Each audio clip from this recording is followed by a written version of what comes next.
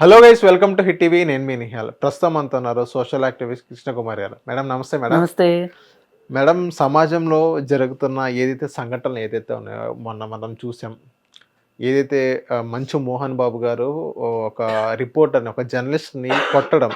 So అక్కడ తప్పు ఎవరిది? ఇద్దరిది తప్పు అని అంటారు. ఎందుకంటే మోహన్ బాబు గారు వాళ్ళ ఇంట్లో ఏదైతే వ్యక్తిగత నా కొడుకులు ఏంటి ఇలా తయారయ్యాడు, ఒక తాగుడుకు బానిసగా నాకు ఎదురు తిరుగుతున్నాను. ఆ ఫ్రస్ట్రేషన్‌లో నమస్కరించుకుంటూ బయటకొచ్చారు మోహన్ బాబు గారు.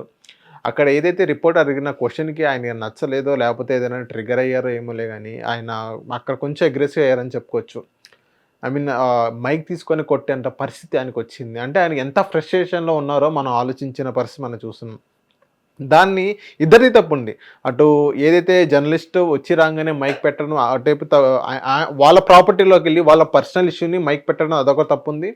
కానీ మోహన్ బాబు గారు వచ్చి రాంగానే ఆ మైక్‌తో కొట్టడం అది రెండో తప్పు. సో ఈ 2 చూసిన తర్వాత మీకేమనిపించింది మేడం? యాక్చువల్‌గా అసలు ఏమనిపించింది?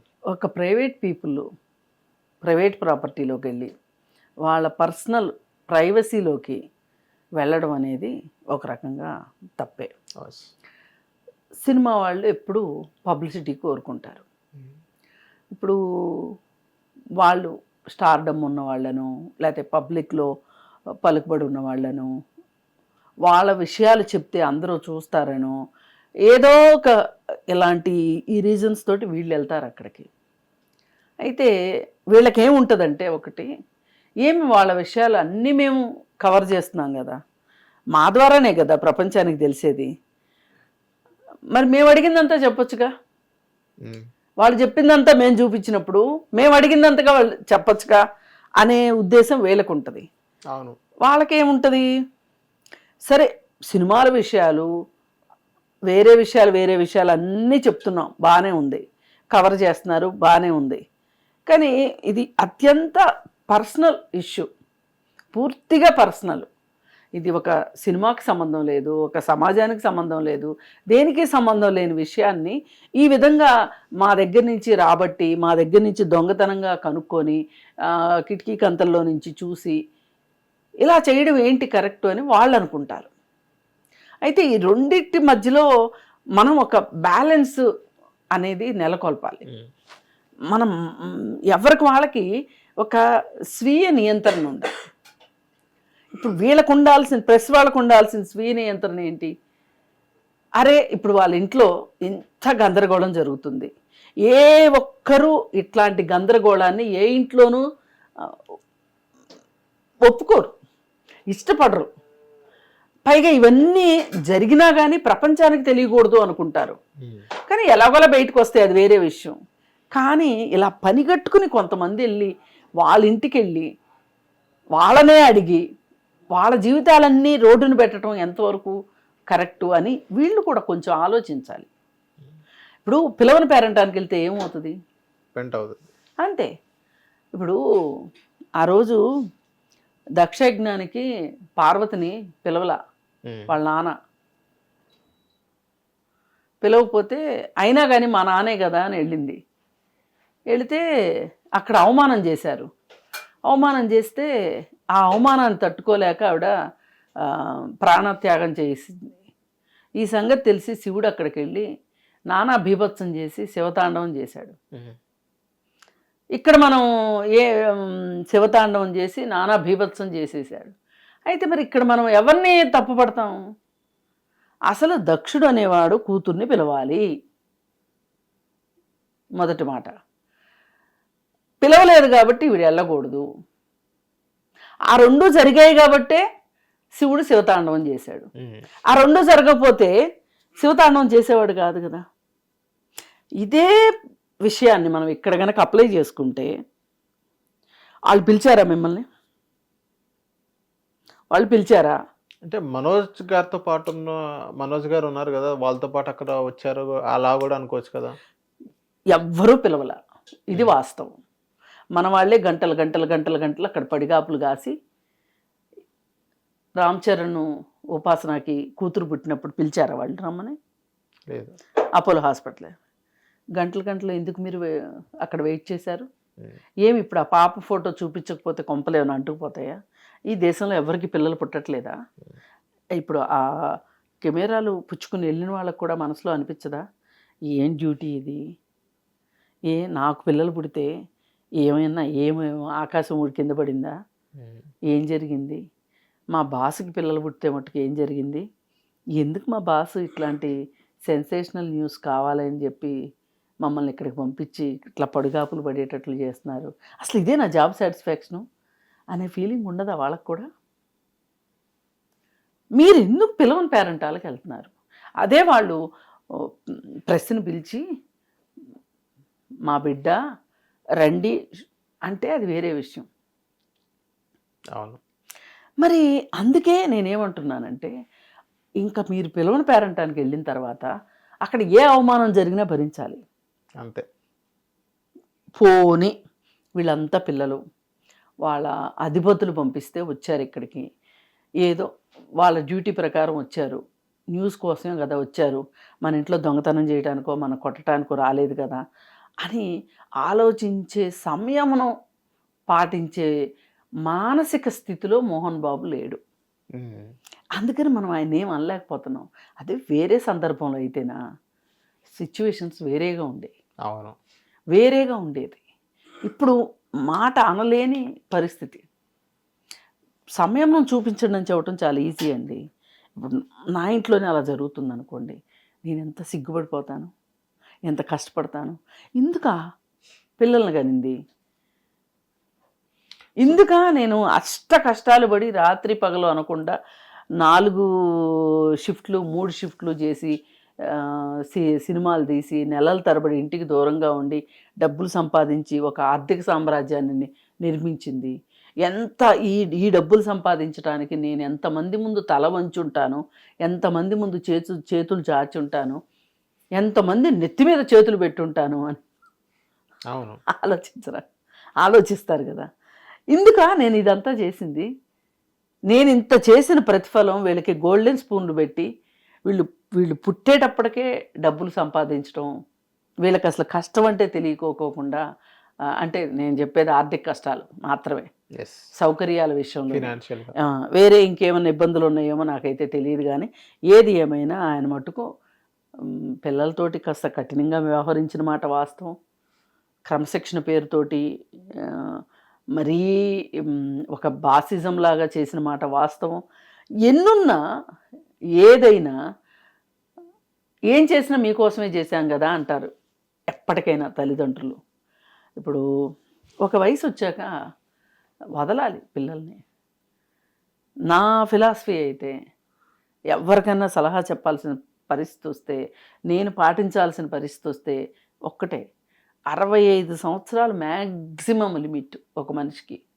65 సంవత్సరాల తర్వాత ఆర్థిక అంశాల గురించి మాట్లాడుతున్నామో ఆలోచిస్తున్నాము అంటే దానంత తప్పు ఇంకొకటి లేదు. 65 సంవత్సరాల కల్లా పిల్లలు ఆ పాటికి వాళ్ళకి ఒక 40 ఏళ్ళు 35 ఏళ్ళు వచ్చి ఉంటాయి. వాళ్ళకి ఏం చెయ్యాలనుకుంటున్నావు నువ్వు? తప్పు చేసి సంపాదించావా, ఒప్పు చేసి సంపాదించావా, చెమటోటి సంపాదించావా, అది వేరే విషయం. నువ్వు ఏం చేయాలనుకుంటున్నావు వాళ్ళకి ఫైనాన్షియల్గా అది చేసేసి, మిగతాది నువ్వు ఏమన్నా మనస్తృప్తి కోసం తీర్థయాత్రలు చేస్తావా, సఫారీలకు వెళ్తావా, లేదంటే ఎవరికన్నా అవసరమైన వాళ్ళకి నీ దగ్గర డబ్బులు ఉంటే ఇస్తావా, ఏం చేసుకుంటావో నువ్వు చేసుకో. నీ ఫ్రీడమ్ నువ్వు అట్టి పెట్టుకో, వాళ్ళ ఫ్రీడమ్ వాళ్ళకి ఇచ్చేసేయి. లింకులు లేకుండా నేను చెప్పదలుచుకుంది. అలా చేస్తే ఎవరి దోవన వాళ్ళు బతుకుతారు. అవును. ఇప్పుడు అనిల్ అంబానీ ముఖేష్ అంబానీ ఉన్నారు, ఇద్దరికీ తండ్రి సమానంగా ఇచ్చాడు. ముఖేష్ అంబానీ దాన్ని 4 ఇంతలు 10 ఇంతలు 100 ఇంతలు చేశాడు. మరి అనిల్ అంబానీ ఇబ్బందుల్లో పడ్డాడు. పడితే తల్లి ఆదుకుంది, నిలబెట్టాలని చూసింది. అతను నిలబడలేకపోయాడు. అతను కొడుకులు వచ్చారు, ఇప్పుడు కొడుకులు నిలబెడుతున్నారు తండ్రిని. కానీ ఎంత చేసినా ముఖేష్ అంబానీ అంత అయితే అవ్వరు. ఎంతో కొంత అవుతారు, అంత అయితే అవ్వరు. అంత అవ్వకపోవచ్చు, కానీ ఎవరి మీద ఆధారపడే పరిస్థితి లేకుండా అయితే మటుకు చేయగలిగారు కదా ఆ పిల్లలు. మరి వీడు తెలివి తక్కువడు, వీడికి నేను ఎక్కువ ఇవ్వాలను, లేకపోతే అసలు ఇవ్వకుండా నా దగ్గరే పెట్టుకొని వాడికి మెచ్యూరిటీ వచ్చాక ఇవ్వాలను, ఇలాంటివన్నీ ఆలోచిస్తే ఇంకా వాళ్ళు పెద్దోళ్ళు అయ్యేది ఎప్పుడు? వయసు వస్తే సరిపోద్దా? కాదు కదా. కాదు. అందుకని ఇట్లాంటి విషయాల్లో ఇక్కడ పొరపాట్లు జరిగినాయి ఆ ఇంట్లో. అవి మోహన్ బాబు చేతులారా చేసుకున్నవి. ఇప్పుడు ఇప్పుడు మనం ఇందాక నుంచి మాట్లాడుకున్నవన్నీ ఆయనకి సినిమా రీళ్లలాగా మనసులో తిరుగుతూనే ఉండాలి. ఈ 3 రోజులు 4 రోజులే కాదు, దీనికి నేపథ్యం ఎప్పుడో బీజాలు ఎప్పుడో పడి ఉంటాయి. అప్పటి నుంచి ఈ టెన్షన్ ఈ బాధ అనుభవిస్తూనే ఉంటాడు. దానికి పరాకాష్ట ఇవాళ రోడ్డును పడింది. వీళ్ళు వచ్చి అడిగితే ఆయనకి ఏమనిపిస్తుంది? నేను ఒక కింగ్ని, నేను కింగ్ని అయితే నా పిల్లలు పొరపాటు చేస్తే వీళ్ళెవరో వచ్చి నన్ను అడుగుతారా? సో ఇక్కడ రజనీకాంత్ గారు కూడా నిన్న ఏదైతే జర్నలిస్ట్ సంఘాలు ఏదైతే నిరసన కార్యక్రమాలు తెలియజేశారో మోహన్ బాబు గారు క్షమాపణ చెప్పాలని చెప్పేసి, సో అదే ఇది కాంటినెంటల్ హాస్పిటల్లో విష్ణు గారు ప్రెస్ మీట్ పెట్టడం జరిగింది. అక్కడ ఉన్నారు మోహన్ బాబు గారు చూపించడానికి. అక్కడ విష్ణు గారు కూడా చెప్పింది అదే, నాన్నగారిది ఇంటెన్షన్ ఎవరిది కొట్టడానికే కాదు, కొట్టాలనే ఉద్దేశం అయితే కాదు. సో అక్కడ ఏదో ఆయనకి హెల్త్ ప్రెషర్ వల్ల ఏదో ఒక చేయి చేశారేమో అన్నట్టుగా. లేదండి, మనము ఏ మాటకు ఆ మాట, ఆయన ఇంట్లో కావచ్చు బయట కావచ్చు ఎక్కడైనా ఏం తప్పులు చేశారో ఒప్పులు చేశారో కాదు ఇప్పుడు సందర్భం. ఇప్పుడు ఏంటి అంటే ఆయన ఉన్న పరిస్థితిలో ఆయన షూస్లో కాళ్ళు పెడితే మనకు తెలుస్తుంది, ఆయన బాధ ఏంటో మనకి అర్థమవుతుంది. అలాంటి సందర్భంలో మనం ఏదన్నా మంచి చెప్పినా కానీ తీసుకునే పరిస్థితిలో వాళ్ళు లేరనుకోండి, కొంచెం వాళ్ళు నెమ్మదించిన తర్వాత, ఇప్పుడు ఈ సినిమా వాళ్ళందరికీ మోహన్ బాబు అంటే అబ్బా వాళ్ళ ఇంట్లో భలే జరిగింది లేని సంతోషపడతారా? వీళ్ళంతా కాదు. అలా అని వెళ్ళి ఇమ్మీడియట్గా ఓదారుస్తారా? అది కాదు. వెయిట్ చేస్తారు కొంతకాలం, వాళ్ళ బాధ వాళ్ళని పడనివ్వాలి.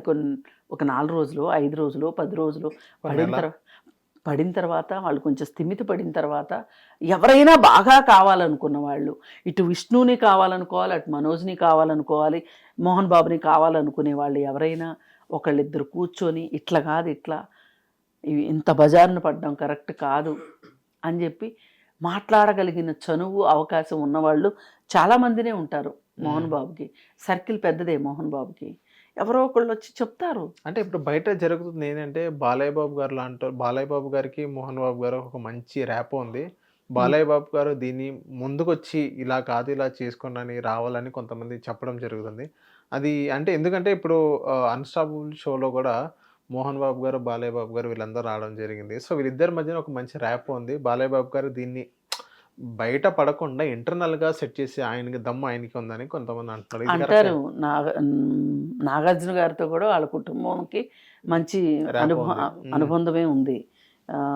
ఒక సినిమా నాగార్జున మోహన్ బాబును లేకపోతే విష్ణు నాగార్జునను ఒక సినిమా చేశారు. వాళ్ళు బాగానే ఉంటారు, అంటే పాత వాళ్ళు కదా వీళ్ళంతా, బాగానే ఉంటారు. కానీ ఇవాళ ఎవరింట్లో వాళ్ళకి తలనొప్పులు ఉన్నాయి నన్ను అడిగితే. ప్రతి ఇంట్లోనూ ఉన్నాయి. ఇప్పుడు ఇంత మాట్లాడుకునే బాలకృష్ణ ఇంట్లో ఏమీ ఉండవా? ఉన్నాయి, చాలా ఉన్నాయి. ఉంటాయి, ప్రతి వాళ్ళకి ఉంటాయి. మీకు ఉండవా? నాకుండవా? అందరికీ ఉంటాయి. చెట్టు కింద ఉన్నోడికి కూడా ఉంటాయి ఏదో చిన్నపాటి పాలిటిక్స్. ఫ్యామిలీ పాలిటిక్స్ మామూలు పాలిటిక్స్ కాదు. దేశ రాజకీయాలనైనా ఒక చక్రం తిప్పొచ్చు, కానీ ఇంటి రాజకీయాలను చక్రం తిప్పలేము. అందుకని most dangerous politics family politics. దేశ రాజకీయం డేంజర్ అది. అందుకని ఏంటంటే మనం ఎవరన్నా మన ప్లేస్లో మనం ఉండి ఒక సలహా చెప్పడం చాలా ఈజీగా ఉంటుంది. ఆ ప్లేస్లో ఉన్న వాళ్ళ సంగతి ఏంటి? అవును. అందుకే మనోజ్ వైపు నుంచి ఆలోచించాలి, మోహన్ బాబు వైపు నుంచి ఆలోచించాలి. విష్ణు కూడా సందర్భం వచ్చింది కదా, అవకాశం వచ్చింది కదా అని సందర్భానుసారంగా ఆడుకోవడం తగ్గించాలి. చాలా గ్యాస్ లైటింగ్గా మాట్లాడుతున్నాడు, అంటే రెచ్చగొట్టేలాగా. మొన్న ఏమన్నాడు? మనోజ్ చేసిన దానికి మా నాన్న కాబట్టి ఇలా ఊరుకున్నాడు అంటే ఏం చేయాలని నీ ఉద్దేశం?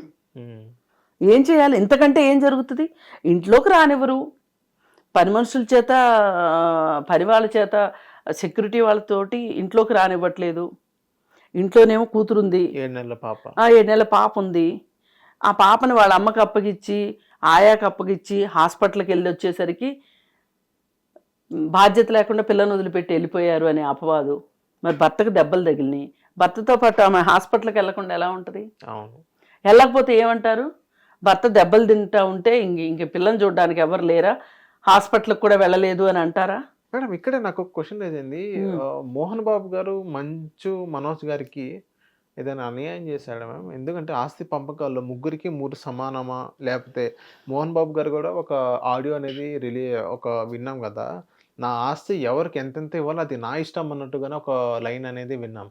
సో అక్కడ మనోజ్ గారికి అన్యాయం జరిగిందని ఒక పాయింట్ వినిపిస్తుంది. రెండో పాయింట్, ఏదైతే మనోజ్ గారు రెండో పెళ్లి చేసుకున్నారో భూమా మౌనిక గారిని, సో వీళ్ళిద్దరి మధ్య మౌనిక గారిని చేసుకున్నప్పటి నుంచి వీళ్ళకి ఇష్టం లేదు. అప్పుడు పెళ్లికి కూడా మోహన్ బాబు గారు హాజరవ్వని పరిస్థితి మనం చూసాం. హాజరయ్యి లాస్ట్ మినిట్ లో అయ్యారా? లేదు, ఆయన ముందు నుంచి ఉన్నారు. విష్ణు చాలా మంది గెస్ట్లు వచ్చాక వచ్చి చాలా మంది కంటే ముందు వెళ్ళిపోయాడు ఆయన. ఓకే. సో ఏదైనా అప్పటి నుంచి అంటున్నారు కానీ అది అబద్ధం. అమ్మాయి ఏదైతే మౌనిక గారి వల్ల మౌనిక గారిని చేసుకోవడం వీళ్ళు ఈ ఫ్యామిలీకి ఇష్టం లేదు అని ఒక టాక్ వినిపిస్తుంది. ఇష్టం లేదు కానీ అంతకు ముందు నుంచినే వీళ్ళకి పేచీలు ఉన్నాయి. ఓకే. ఎందుకు? పెళ్లికి ముందు నుంచి, అంటే మౌనిక గారితో పెళ్లికి ముందు నుంచి పేచీలు ఉన్నాయి. మొదటి భార్యకి విడాకులు ఇచ్చేటప్పటికి ఆ విషయం దగ్గర నుంచి పేచీలు ఉన్నాయి, అంతకంటే ముందు కూడా ఉన్నాయి. ఎట్లా అంటే విష్ణుతో సినిమాలు తీస్తారు, ఆడం సినిమాలు, డబ్బులన్నీ ఖర్చు పెడుతున్నారు, డబ్బాలు వెనక్కి వస్తున్నాయి కానీ డబ్బులు మట్టుకు వెనక్కి రావట్లా. మరి ఆ సినిమాలన్నీ ఎవరి డబ్బులతో తీస్తున్నారు? విద్యానికేతన్ నుంచి వస్తున్న ఆదాయం నుంచి తీస్తున్నారు. మరి మనోజ్ నాడు ఎందుకు తీయట్లేదు? మనోజ్ బయట బ్యానర్లతో చేస్తున్నాడు సినిమాలు. 5 సంవత్సరాలు అయింది అతనికి సినిమా పడి. అవును. మరి ఎందుకు జరుగుతుంది ఇది? మరి ఆవేదన ఉండదా మనోజ్కి? మరి బయట బ్యానర్లలో చేసినప్పుడు డబ్బులు కూడా వచ్చినాయి ఆ ప్రొడ్యూసర్లకి. మరి మీరే ఓన్ ప్రొడక్షన్లో చేసుకోవచ్చు కదా చక్కగా. అంటారా, ఉలిక్కి పడతారా? ఆఖరి సినిమా అవును, ఎందుకు చేయలేదు? ఇప్పుడు ఒక పక్క మంచులక్ష్మి ఏదో ఒకటి చేసుకుంటుంది, విష్ణు సినిమాలు జరుగుతూనే ఉన్నాయి ఆడినా ఆడకపోయినా. మరి మనోజ్ సంగతి ఏంటి? మరి మనోజ్కి మిగతా వాళ్ళ మీద కోపం రాదా? తండ్రి మీద కోపం రాదా? అతను ఏమైనా సన్యాసినా కోపం రాకుండా ఉండటానికి? ఆయన ఏమైనా అడవిలో ముక్కు మూసుకుని తపస్సు చేస్తున్నాడా? లేదు కదా. మరి ఇది అన్యాయం కాదా? అదే అడుగుతున్నాడు మనోజు. అంటే ఆస్తి పంపకాలు కూడా కొంచెం తేడా వచ్చిందని వింటున్నాను కదా. ఇప్పుడు నేను ఏ రోజైనా ఆస్తి అడిగానా అని అడుగుతున్నాడు. అడిగినట్లుగా రుజువులు ఉంటే చూపిస్తారుగా. ఇప్పుడు వీళ్ళు ఇంత చేసిన వాళ్ళు అది చేయరా? ఎందుకు చూపించట్లా? మరి చూపించాలి కదా. సరే, ఒక మాట అనుకుందాం, ఒక్కవేళ బాధ్యతారహితంగా ఉన్నాడే అనుకుందాం మనోజు. బాధ్యతారహితంగా ఉంటే నువ్వు అప్పుడు చేయాల్సిందేంటి? ఆ పిల్లోడిని అంటిపెట్టుకొని ఆ పిల్లోడికి బాధ్యత వచ్చేలాగా చెయ్యాలి. కానీ మరి అంతా బాగున్నాడు విష్ణు, కాలేజీలు చూసుకుంటున్నాడు, అవి చేస్తున్నాడు, ఈ చేస్తున్నాడు, ఇంకేవో ఇన్స్టిట్యూషన్స్ పెట్టుకుంటున్నాడు అన్నీ అనుకుంటున్న అతనికి నువ్వు సపోర్ట్ ఇవ్వాల్సిన అవసరం ఉంది? న్యాచురల్గానే అతను బాగానే ఉన్నాడుగా. అంటే ఇప్పుడు బయట కొంతమంది చెప్తున్న విషయం ఏంటంటే ముగ్గురికి 3 సమానంగా పంచారు. విష్ణు గారైతే ఇప్పుడు వచ్చిన డబ్బుతోని వేరే ఇన్స్టిట్యూట్స్, స్కూల్స్ అవి పెట్టుకొని జాగ్రత్త పరిచాడు. మనోజ్ గారైతే వాళ్ళకి ఎంజాయ్మెంట్స్లో కానీ అందులో పోగొట్టారు అని అంటున్నారు. అందుకని ఇచ్చిన ఎక్కడికక్కడ ఇచ్చేసారు. నీ డబ్బులు నీకు ఖర్చు పెట్టి పైపిచ్చు ఇంకా డబ్బులు ఇవ్వమంటే నేను ఎక్కడి నుంచి ఇవ్వను. ఇప్పుడు నేను ఆల్రెడీ ఇచ్చాను, ఇంకెందుకు, ఇంకేంటి గొడవలు అనే మాట మోహన్ బాబు ఆడియో రిలీజ్ చేసినప్పుడు దానిలో వచ్చింది ఆ మాట ఎక్కడన్నా? అంతా ఎలా ఉంది? తను చాలా కరెక్టు, మనోజే తప్పు అన్నట్లుంది. అవును, నువ్వు పెళ్ళాం మాటలిని చెడిపోయావు, తాగుబోతు అయిపోయావు, బానిస అయిపోయావు, ఇవన్నీ మాట్లాడడం ఎంతవరకు కరెక్టు? ఇప్పుడు నువ్వు దగ్గరకు తీసుకునే ఉద్దేశం ఉంటే ఇవన్నీ మాట్లాడవు. దగ్గరకు తీసుకోదలుచుకోలేదు, దూరం పెంచుకోవాలనుకుంటున్నావు కాబట్టి ఇవన్నీ మాట్లాడుతున్నావు. అసలు ఆ అమ్మాయి ప్రసక్తి ఎందుకు? ఆ అమ్మాయి ఎందుకు వచ్చింది పాపం? ఆ అమ్మాయిని అనాల్సిన అవసరం ఏంది? ఇంకో కొంతమంది మతిమాలిన వాళ్ళు కూడా మాట్లాడుతున్నారు ఆ అమ్మాయి గురించి. ఏమో ఆడవాళ్ళే దొరుకుతారా మీకు చవకగా? ఎందుకు మాట్లాడాలి ఆడవాళ్ళ గురించి? ఆ అమ్మాయి ఇదంతా చేసింది. మరి ఆ అమ్మాయి వచ్చి 3 ఏళ్ళే ఇతని జీవితంలోకి వచ్చి, అంతకుముందు అంతకుముందు ఎందుకు సినిమాలు తీయలేదు? మనోజ్ని పెట్టి తీయాలి కదా. అంటే ఇక్కడ పైగా నా ఆస్తి నా ఇష్టం అనే మాట అనేస్తున్నారు మోహన్ బాబు కూడా. అలా అనడం ఎంతవరకు కరెక్టు? చట్టం ప్రకారంగా వెళ్తే మీ మాట కరెక్టే కావచ్చు, కానీ న్యాయం ధర్మం కూడా ఉంటాయిగా. మనం చట్టం దగ్గరికి ఎప్పుడు వెళ్తాము? ఇవన్నీ అవ్వదు అన్నప్పుడు సామభేద దాన దండోపాయం, చట్టం అనేది చట్టం దాకా వెళ్ళామంటే ఇంక మనం బ్రేక్ చేసుకుంటానికి సిద్ధపడితేనే చట్టం దాకా వెళ్ళాలి. బాగుంటది అంటేనే వెంటనే ఫస్టే పోలీస్ స్టేషన్కి వెళ్ళిపోతామా? వెళ్ళం కదా. ఇప్పుడు భార్యాభర్తల పంచాయతీలు ఉంటాయి, మొదటి రోజే పోలీస్ స్టేషన్కి వెళ్తారు వాళ్ళు. కొన్నాళ్ళు చూస్తారు కదా, వెయిట్ చేస్తారు కదా, నలుగురు పెద్ద మనుషుల్లో కూర్చోబెట్టి మాట్లాడతారు కదా. అయినా పరిష్కారం అవ్వకపోతే ఈ బంధం ఉన్నా పోయినా పర్వాలేదు అనుకుంటేనే పోలీస్ స్టేషన్కి వెళ్తారు. అవును. మరి వీళ్ళు ఎందుకు ఈ మాటలు వస్తున్నాయి మీకు? నేను ఇవ్వను, ఏం చేసుకుంటావు చేసుకో. అంటే ఇక్కడ మౌనిక గారి ప్రస్తావన ఎందుకు తీశారు మేడం? మౌనిక గారు ఏమన్నా అడ్డుపడుతున్నారా మేడం? నీకు ఇంతే ఆస్తి ఇచ్చారు ఇంకా కావాలి అని ఏదైనా ప్రెషర్ పెడుతున్నారా మౌనిక గారు? ఎందుకంటే మౌనిక గారి పేరు ఎందుకు వచ్చిందని మా క్వశ్చన్ వస్తుంది. ఆడియోలో ఆయనకి పెళ్ళైన తర్వాత నుంచే నన్ను అది అబద్ధము అంటున్నాను నేను. పెళ్ళైన తర్వాతే ఇలా అయిపోయాడు మనోజు అనేది రాంగ్ మాట. పెళ్లికి ముందు మీరు చేసిన నిర్వాహకం ఏంటి? ఆ పిల్లోడికి ఎందుకు సినిమాలు చేయించలేదు? ప్రొడక్షన్ ఎందుకు చేయలేదు? చేయొచ్చు కదా. విష్ణుకి ఎందుకు చేస్తున్నారు మరి? ఇప్పుడు కూడా కన్నప్ప సినిమా రెడీ అవుతుంది, భారీ బడ్జెట్ సినిమా. అది కూడా ఇంట్లో ఉన్న వాళ్ళందరినీ పెట్టి తీస్తున్నాడు సినిమా విష్ణు. కొడుకు, 2 కూతుర్లు, తను, వాళ్ళ నాన్న, అందరూ. మరి ఇలాంటి పరిస్థితిలో సరే మీకు నచ్చని పెళ్లి చేసుకున్నా సరే మీరు సహించాలా అక్కర్లేదా? ఇప్పుడు నేను ఇవ్వను అనే హక్కు ఉంది, నేనేం కాదనట్లా. చట్టాలు మాకు కూడా తెలుసు. సెల్ఫ్ ఎక్వైర్డ్ ప్రాపర్టీ ఇమ్మని ఎక్కడా రాసి లేదు. వాళ్ళ ఇష్టం, కుక్కకో పిల్లికో నక్కకో దేనికో దానికి పెట్టుకోవచ్చు, ఎవరు కాదనట్లా. ఒక కొడుక్కే పెట్టుకోవచ్చు కూడా, ఒక కూతురికే పెట్టుకోవచ్చు కూడా, కాదని అనరు. కానీ అది న్యాయమా, అది ధర్మమా అనేది ఆలోచించాలి. ఈ రెండిటికి మీరు సమాధానం చెప్పిన తర్వాత చట్టం ప్రకారం మేము చేసుకున్నాము, చట్టం మాకు ఆ హక్కు ఇచ్చింది అంటే ఓకే. మరి ఒక కంట కన్నీరు ఒక కంట పన్నీరు కరెక్ట్ కాదు కదా. అవును. అందుకని మీరు ఏదైనా సరే సమన్యాయం అయితే పాటించాలి కదా. ఇద్దరు మీకే పుట్టారు కదా. అందుకని వీటన్నిటి దృష్ట్యా చూసుకుంటే మనం చేసేయన్నీ చేసేసి ఆఖరి నిమిషంలో ఇంకెవ్వరి మీద తీర్చుకోవటానికి చేతకాక, ఇంకెవ్వరిని అనే ఓపిక లేక మోహన్ బాబుకి ప్లస్ అతనికి ఆ కసి అక్కడ తీర్చుకున్నాడు అనిపిస్తుంది.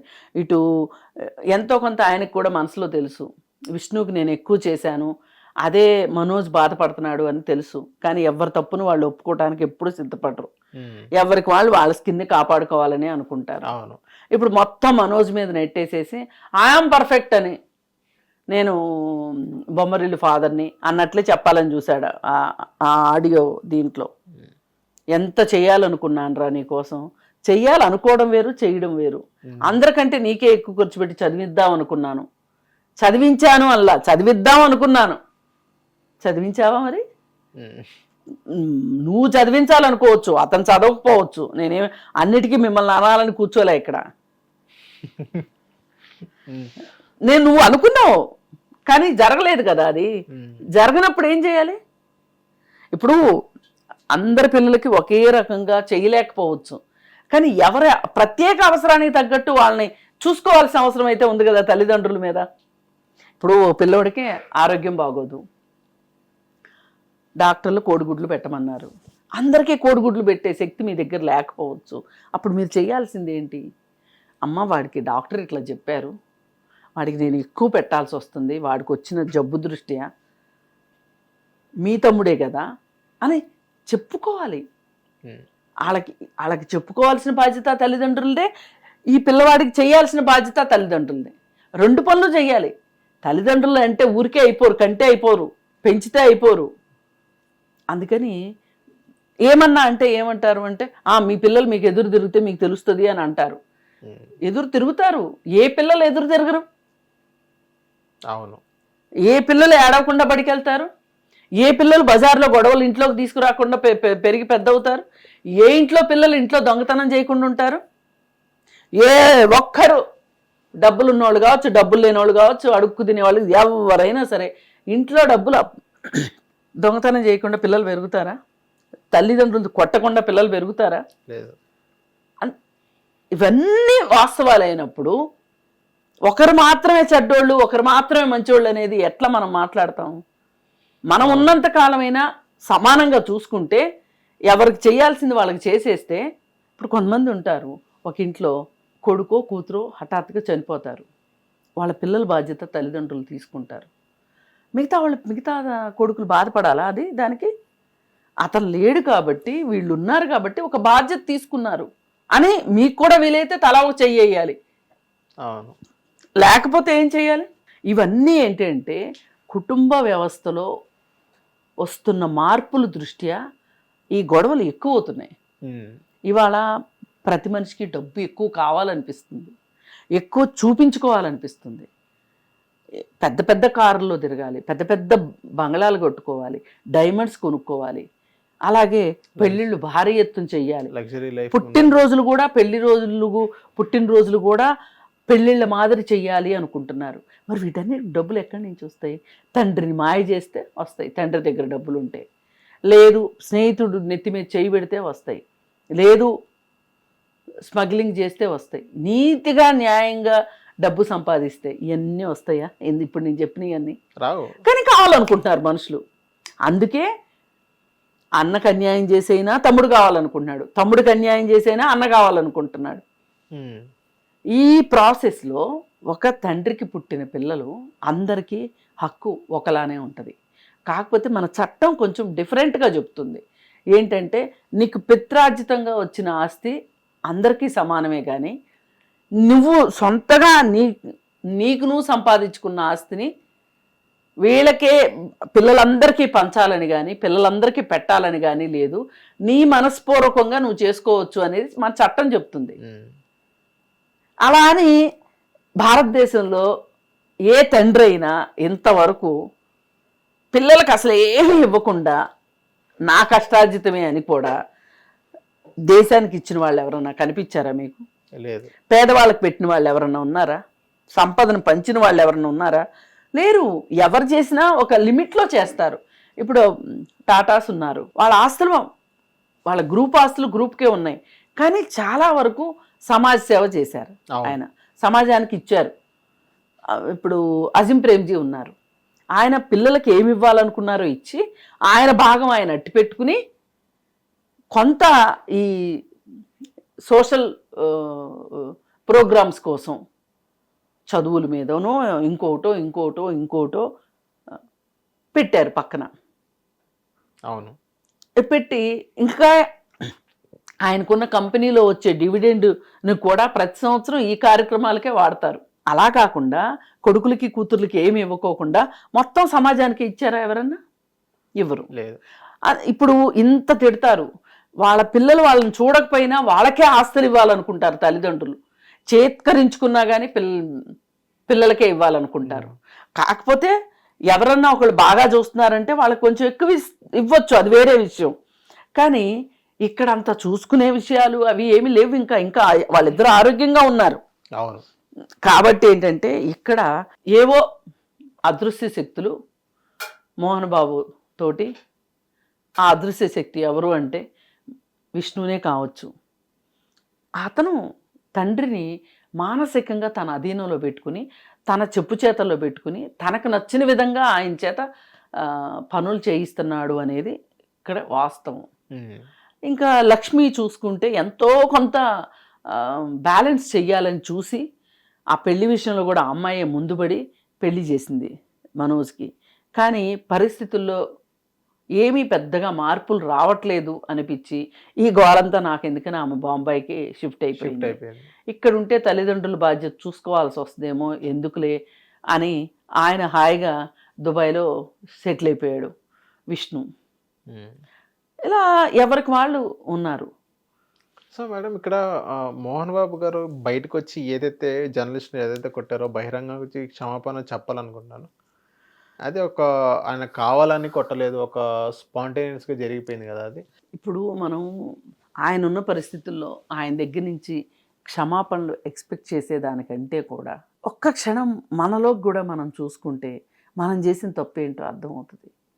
కాకపోతే ఇప్పుడు ఊరుకుంటే ఇంకా రేపొద్దున ఇంకా వేరే వాళ్ళు కూడా చెలరేగిపోతారనే అవును. ఒక దీంతో జర్నలిస్ట్ సంఘాలు కూడా మాట్లాడుతున్నారు అని నేను అనుకుంటున్నాను తప్పితే అక్కడ వాస్తవ పరిస్థితిని చూస్తే అసలు మీడియా ఎంత అగ్రెసివ్గా ఉంది అనేది కూడా ఒక పాయింట్.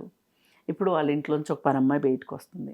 ఆ అమ్మాయిని పట్టుకొని ఆ అమ్మాయిని మాటల్లో పెట్టి ఆ అమ్మాయికి చెప్పకుండా ఆ అమ్మాయి చెప్పిన మాటలన్నీ రికార్డ్ చేసి అవి పబ్లిక్కి వదిలారు.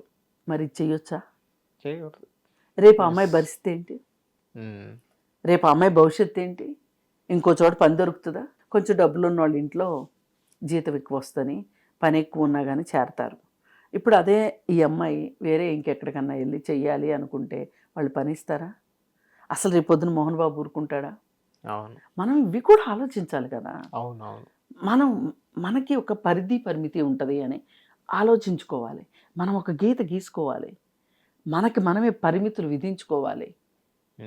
అవును. ఎంతసేపు సెన్సేషనల్ న్యూస్ వైపే చూస్తున్నాం తప్పితే సమాజానికి అవసరమైన న్యూస్ గురించి మనం కవరేజ్ చేయడానికి సిద్ధంగా ఉన్నామా? లేము. మనకు ఎంతసేపు ఆడంబరాలు కావాలి, సెలబ్రిటీలు కావాలి, డబ్బులున్న వాళ్ళు కావాలి, వాళ్ళ చుట్టూనే మనం తిరుగుతున్నాం. కాదు, ఈ సెలబ్రిటీలు అనేవాళ్ళు డబ్బులు ఉన్నవాళ్ళు 1% సొసైటీలో. అవును. 99% యువతలు ఉంది.